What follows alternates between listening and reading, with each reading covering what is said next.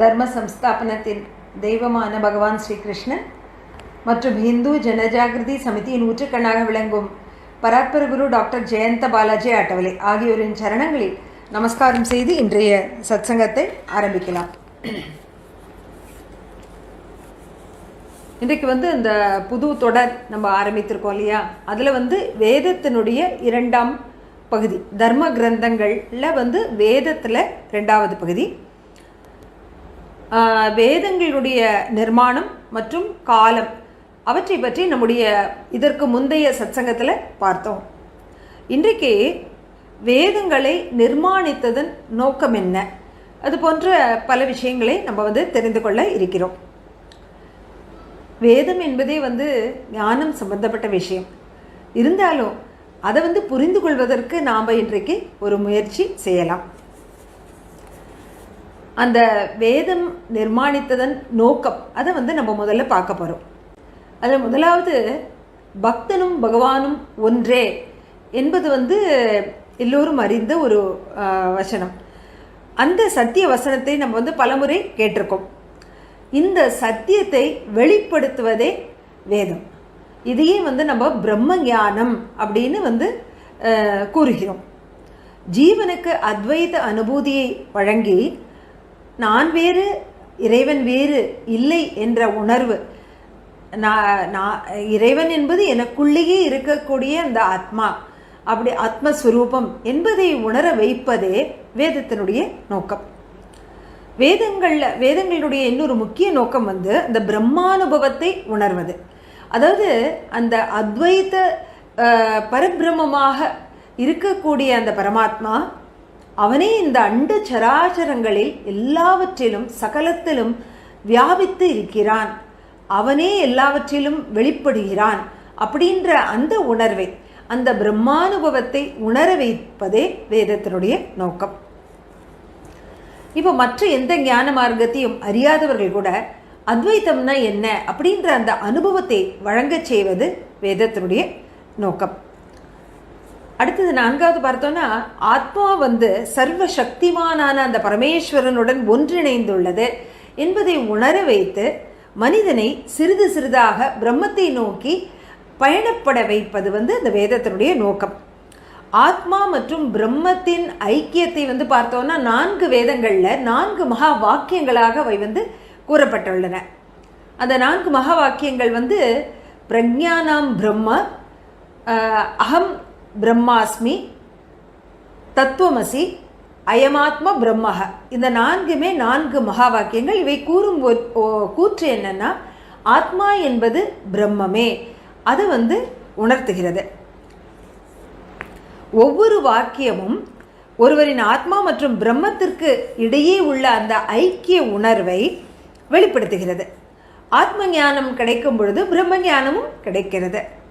இவை அனைத்தையும் கற்றுத்தந்து அத்தகைய ஒரு உன்னத ஞானத்தை அளிப்பதே வேதத்தினுடைய நோக்கம். அடுத்தது, பிரஜாபதி படைப்பை உருவாக்கியவர் மற்றும் அதனுடைய நலனிற்காக வேதத்தை அவர் அளித்தார். பகவான் மனிதனை படைத்தார், அதோடு மனிதனின் உலக சுகங்களுக்காக அனைத்தையும் படைத்துள்ளார்.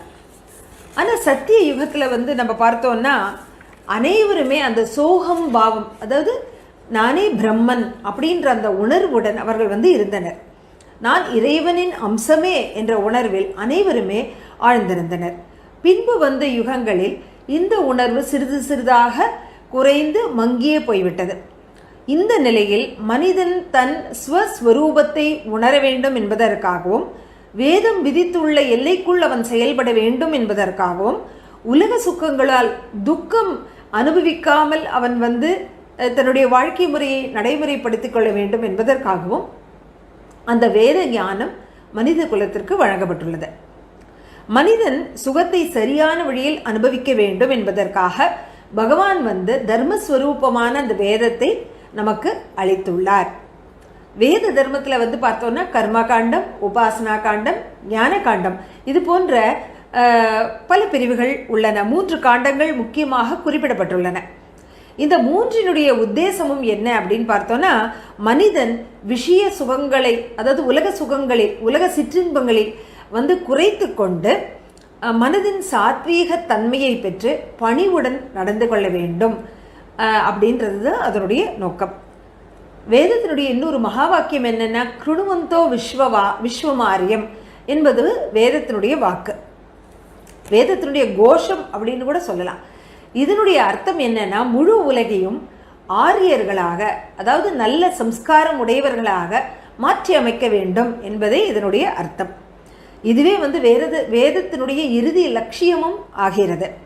இப்பொழுது ஆரிய என்றால் நல்ல சம்ஸ்காரம் உடையவர் என்ற அர்த்தத்தை இதிலிருந்து நாம் பெற்றோம் அப்படின்னா வசிஷ்ட ஸ்மிருதி அப்படின்ற அந்த தார்மீக நூலிலிருந்து இது காண கிடைக்கிறது.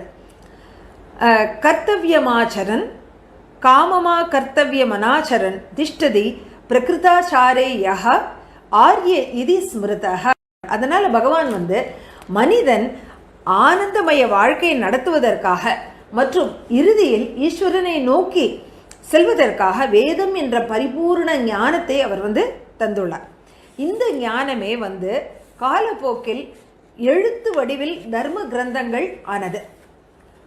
இந்த தர்ம கிரந்தங்கள் மனிதனை மீண்டும் பகவானிடம் ஒன்றிணைய செய்யக்கூடிய வழிகாட்டுதல்களை வழங்குகின்றன. இப்போ அடுத்து ஒரு கேள்வி சுருக்கமாக வேதம் நமக்கு வழிகாட்டுதலும் வழங்குகிறது, அதோடு உத்தாரணமும் செய்கிறது, அதாவது ஆன்மீக முன்னேற்றத்தையும் நமக்கு தருகிறது. நமது வேதம் எழுத்து வடிவில் வருவதற்கு ஆயிரக்கணக்கான வருடங்கள் முன்பே அது வாய்மொழியாக ரிஷிகள் முனிவர்கள் பாரம்பரியமாக தங்களுடைய வம்சாவளியினருக்கு அளித்து அதன் மூலமாகவே பாதுகாத்து போற்றப்பட்ட ஒன்றாக இன்றைக்கும் வந்துள்ளது. அதனுடைய சிறப்பான உச்சாரணம் தான் இதற்கு காரணம். அது ஏன் அதனுடைய அந்த மூல ஸ்வரூபம் சிறிது கூட சிதையாமல் அப்படியே இவ்வளவு பல்லாயிரக்கணக்கான பல லட்சக்கணக்கான வருடங்கள் ஆகியும் அப்படியே அது வந்துள்ளதற்கு முக்கிய காரணம் அதனுடைய உச்சாரணம், அதனுடைய சந்தஸ் எல்லாமே, லயம், ஏற்ற இறக்கம், அதெல்லாம் அப்படியே பாதுகாக்கப்பட்டு வாய்மொழியாக பல்லாண்டுகளாக வந்துள்ளன, பல்லாயிரக்கணக்கான ஆண்டுகள் வந்துள்ளன. பிறகுதான் எழுத்து மூலமாக அது வர ஆரம்பித்தது. இதன் பின்னால் உள்ள அந்த சிறப்பு அதனுடைய உச்சாரணம்னு பார்த்தோம் இல்லையா, அந்த உச்சாரணம் கற்கும் வழிமுறையே ஒரு தனியான சிறப்பான வழிமுறையாகும். வேத பாராயணத்தை சிறப்பு உச்சாரணப்படி தான் செய்ய வேண்டும். அதனுடைய காரியங்களை நம்ம தெரிந்து கொள்ளலாம்.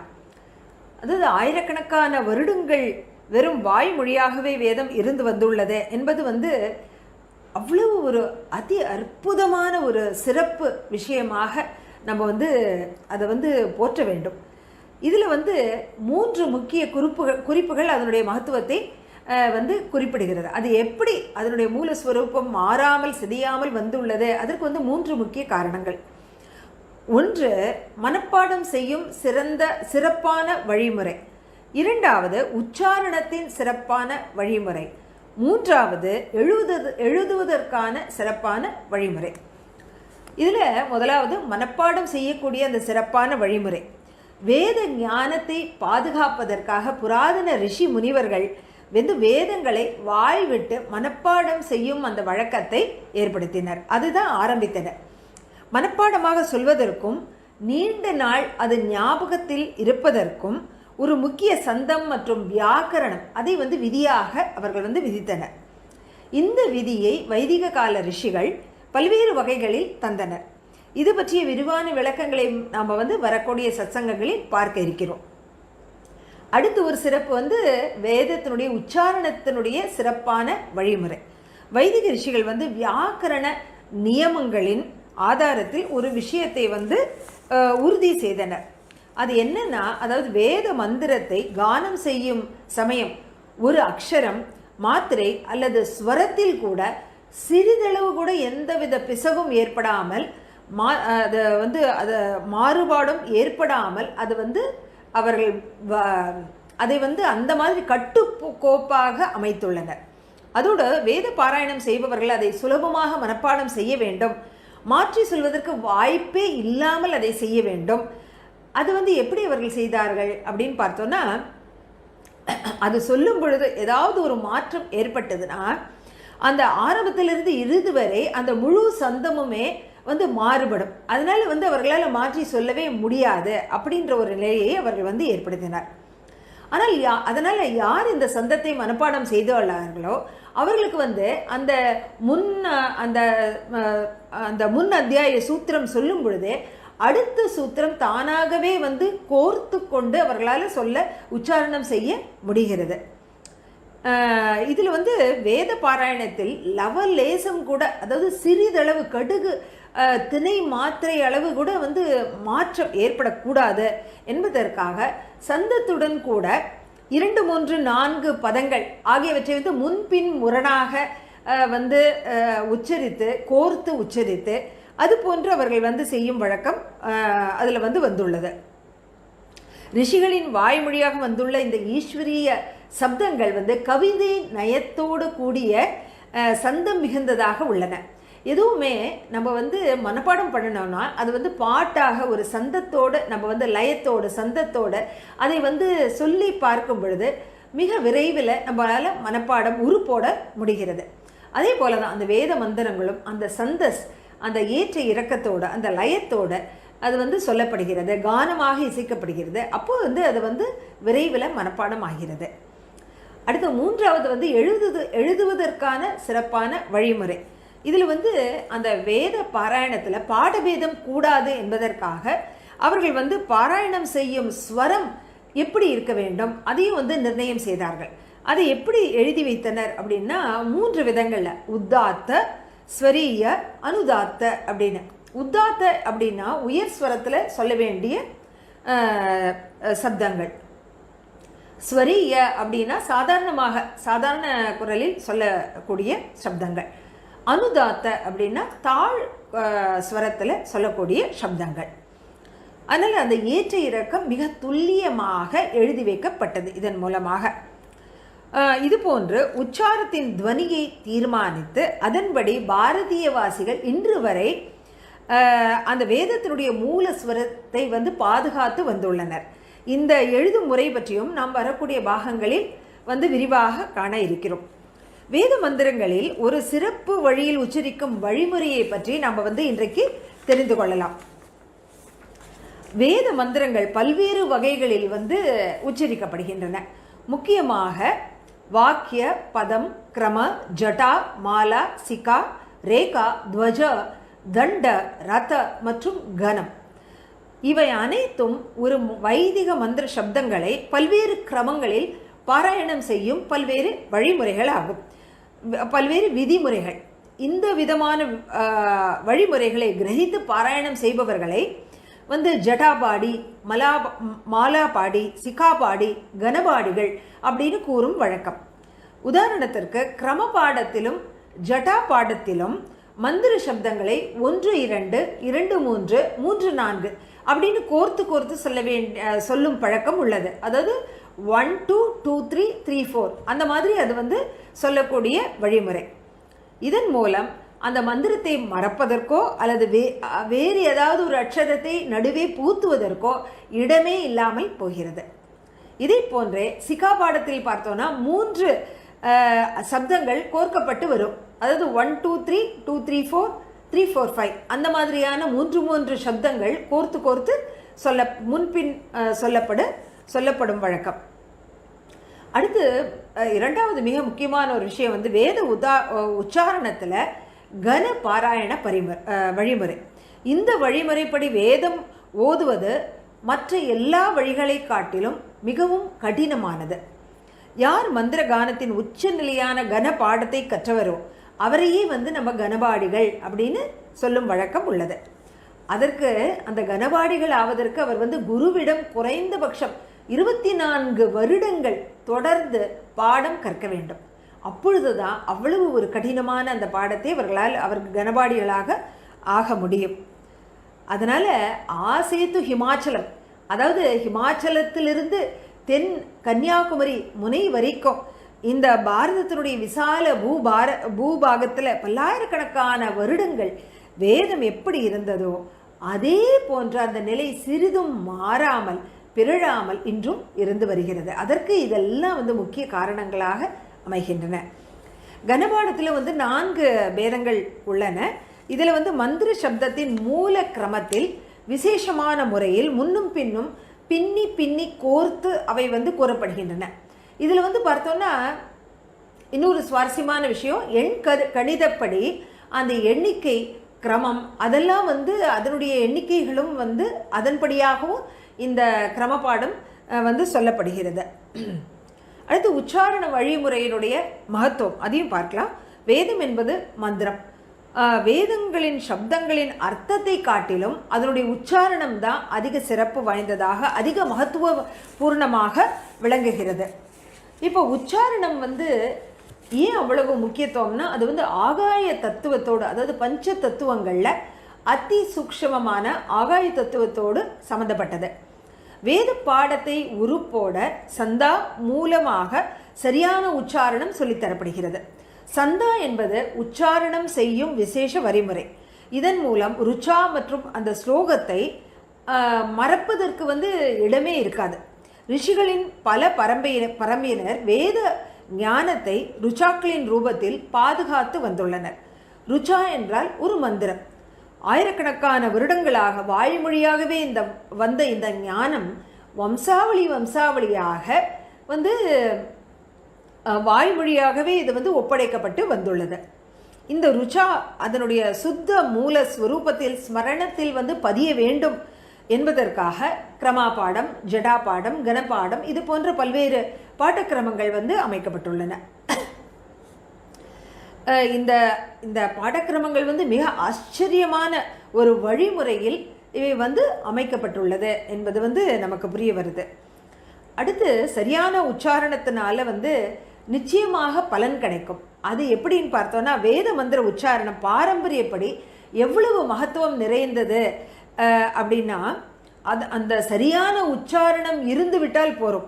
மற்றபடி ஈஸ்வரனின் கிருபை இருந்தாலும் சரி, இல்லாவிட்டாலும் சரி, ரிஷி மகா புருஷர்களின் அவர்கள் வந்து அனுகூலமாக இருந்தாலும் சரி, பிரதிகூலமாக இருந்தாலும் சரி, அதோட சித்தம் ஒருமுகப்பட்டாலும் சரி, ஒருமுகப்படாவிட்டாலும் சரி, அந்த உச்சாரணத்துடன், சரியான உச்சாரணத்துடன் அந்த வேத மந்திரங்களை ஒலிக்கும் பொழுது, அதை சொல்லும் பொழுது அதனுடைய பலன் நிச்சயமாக கிடைக்கிறது. அதனால தான் நம்மால் வந்து புரிந்து கொள்ள முடியுது. ஏன்னா சில பேர் மனங்களில் வந்து அந்த கேள்வி எழும். ராவணன், ஹிரண்யகசிபு அவர்கள் வந்து கூட வேத விற்பனர்களாக அப்படி உயர்ந்த நிலையில் இருந்தார்களே, இருந்தாலும் அவர்கள் வந்து ஏன் அழிக்கப்பட்டார்கள் அப்படின்னா, அதற்கு இதான் காரணம். அவர்களிடம் அந்த தெய்வ நம்பிக்கை இல்லை. இருந்தாலும் அந்த ராவணன் மற்றும் ஹிரண்யகசிபு அவர்கள் எவ்வளவு அட்டூழியங்கள் செய்தனர் என்பதனால இறைவன் அவர்கள் மீது கோபம் கொண்டிருந்தாலும் அவர்கள் உச்சரித்த அந்த வேத பாராயணத்தினால அவர்களுக்கு வரதானம் புரிவதற்கு இறைவனை இறங்கி வந்து அவர்களுக்கு அந்த வரங்களை தந்தொருளினான். அதனால் தெரிந்தோ தெரியாமலோ எப்படி அக்னியின் மீது கால்பட்டால் நம்முடைய கால் எரிந்து போகிறதோ, அதே போல் அந்த அந்த அர்த்தத்தை தெரிந்தோ தெரியாமலோ அதை வந்து நம்ம அந்த வேத சப்த உச்சாரணங்களும் சரியானபடி உச்சரிக்கும் பொழுது அதனுடைய பலாபலன் நிச்சயமாக ஒருவருக்கு கிடைக்கிறது. இப்போ அடுத்து அந்த வேத சப்தங்களினுடைய அர்த்தம், உச்சாரணம், சப்தங்களினுடைய வித்தியாசம் மற்றும் லயம், அது பற்றின ஒரு சுவாரஸ்யமான அட்டவணையை நம்ம வந்து இப்பொழுது திரையிலும் காண்கலாம். அதில் முதலாவது வந்து சப்தங்களினுடைய அர்த்தம். அது வந்து பார்த்தோன்னா 20% முக்கியத்துவம் வாய்ந்தது. சப்தங்களுடைய அர்த்தத்தை புரிந்து கொண்டால் நம்முடைய ஆன்மீக உணர்வு விழிப்படைவதற்கு அது வந்து உதவியாக உள்ளது. அடுத்து இரண்டாவது பார்த்தோன்னா உச்சாரணம். உச்சாரணம் தான் மிக அதிக அளவு மகத்துவம் நிறைந்தது. எவ்வளவுன்னு பார்த்தோன்னா 50% அளவு மகத்துவம் நிறைந்தது. சப்தங்களுடைய உச்சாரணம் சரியானபடி இருந்தால் அதனுடைய தாக்கத்தினால நிர்மாணமாகும் அந்த லயம் வந்து சூழலில் எதிர்பார்க்கக்கூடிய ஒரு பரிணாமத்தை ஏற்படுத்துகிறது. இதன் மூலமாக அந்த வேத மந்திரம் சித்தியாவதற்கு, அதாவது பலனளிப்பதற்கு உதவி கட்டுகிறது. மூன்றாவது சப்தங்களின் வித்தியாசம். இது வந்து 20% முக்கியத்துவம் வாய்ந்தது. சப்தங்களில் உள்ள வித்தியாசத்தை சரியானபடி கடைபிடித்தால் சூழலின் மீது வேத மந்திரங்களால் ஏற்படும் பரிணாமம் அதிக காலம் நீடித்திருக்கக்கூடும். அதுதான் வந்து இதனுடைய முக்கியமான பலாபலன். நான்காவது லயம். லயம் வந்து 10% முக்கியத்துவம் வாய்ந்தது. லயப்படி மந்திர பாராயணம் செய்யும் பொழுது வேத பாராயணம் செய்ய வேண்டும் என்ற ஒரு ருச்சி மனதில் ஏற்படுகிறது. இதிலிருந்து நமக்கு என்ன கவனத்திற்கு வருகிறது அப்படின்னா, அந்த தர்ம கிரந்தங்களை அதனுடைய மூல ரூபத்தில் பாதுகாத்து வரக்கூடிய அனைத்து வம்சாவளியினருக்கும் அளிக்க வேண்டும் என்ற அந்த ஒரு ஆழ்ந்த தாபம் எந்த அளவு நம்முடைய ரிஷிகள் முனிவர்களிடம் இருந்தது என்பதை இந்த கிரம பாடங்களை பார்க்கும் பொழுதே நம்மால் உணர முடிகிறது. அதற்குரிய அந்த வேத பாராயணம் செய்பவர்கள் அதற்குரிய விசேஷ முறைப்படியே அந்த மந்திர பாடத்தை செய்கின்றனர். அதை கூர்ந்து கவனித்தால் அதன் பின்னால் உள்ள இந்த காரணத்தை நம்மால் புரிந்து கொள்ள முடியும். மூல கிரந்தத்தின் பாதுகாப்பிற்காக இத்தகைய ஒரு பாதுகாப்பு வழிமுறை அதுவே தானாகவே அற்புதம் வாய்ந்த ஒன்றாக விளங்குகிறது. இந்துக்களின் மூதாதையர்கள் பல்வேறு வகைகளில் வேத மந்திரத்தை ஸ்மரணம் செய்யும் விதிகளை விதித்துள்ளனர். அதன் மூலமாக வேத மந்திரங்களின் ஸ்வர சங்கதி மற்றும் உச்சாரணம் அப்படியே பாதுகாக்கப்பட்டு வந்துள்ளது. அதுவும் எவ்வளவு பல்லாயிரக்கணக்கான ஆண்டுகள், லட்சக்கணக்கான ஆண்டுகள் அது மூலஸ்வரூபத்தில் எவ்வாறு முதலில் அந்த உலகத்தின் சிருஷ்டி அமைக்கும் பொழுது வெளிப்பட்டதோ அதே ரூபத்தில் சிறிதும் இம்மி கூட மாறாமல் பிசகாமல் இன்றைக்கும் அது வழி வழியாக வந்துள்ளது. அது எவ்வளவு பெரிய ஒரு அதி அற்புதம் அப்படின்னு நம்ம அதை நம்ம சொல்ல முடியும். இதற்கு நம்ம ரிஷி முனிவர்களுடைய சரணங்களில் எந்த அளவு நன்றி தெரிவித்தாலும் அது நிச்சயமாக குறைவே. அதனால் இவ்வளவு ஒரு உன்னதமான அந்த வேதங்களை பற்றிய ஒரு அடிப்படை ஞானத்தையான நம்ம ஹிந்துக்களாகிய நாம் தெரிந்து கொள்வது நம்முடைய தார்மீக கடமையாகிறது.